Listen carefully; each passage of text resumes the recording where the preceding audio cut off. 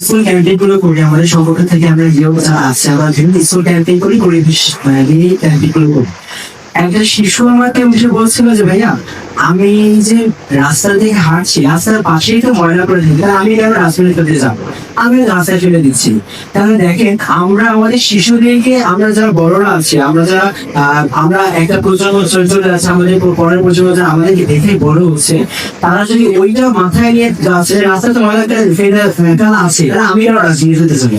তো আমাদের যদি আমরা নিজেরা সচেতন না হই, আমরা তাহলে আর কাউকে সচেতন করতে পারবো না। হ্যাঁ, দুই নাম্বারটা হচ্ছে যে স্কুলে যখন ক্যাম্পেইন করি, আমাদের একটা কার্যক্রম আছে যে শিশুরা তাদের স্কুল বা তাদের আঙিনা থেকে প্লাস্টিক পলিথিন কালেক্ট করে আমাদেরকে দিবে, যে সব থেকে বেশি দিতে পারবে তার জন্য আমরা উপহার দেই। যেমন একটা গাছ দেই, বা তাদেরকে আমরা কাগজে কলম তৈরি করছি, সেই কাগজে কলম উপহার দিই।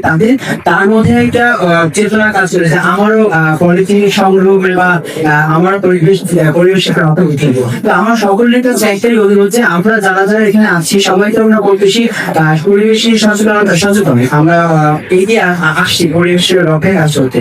তো আমরা যদি এই পর্যায়ে থেকে নিজেকে পরিবর্তন করা শুরু করতে পারি, তাহলে আমি মনে করি তারা সমগ্র বিশ্বটাকে আমরা সুন্দর করতে পারি। ধন্যবাদ।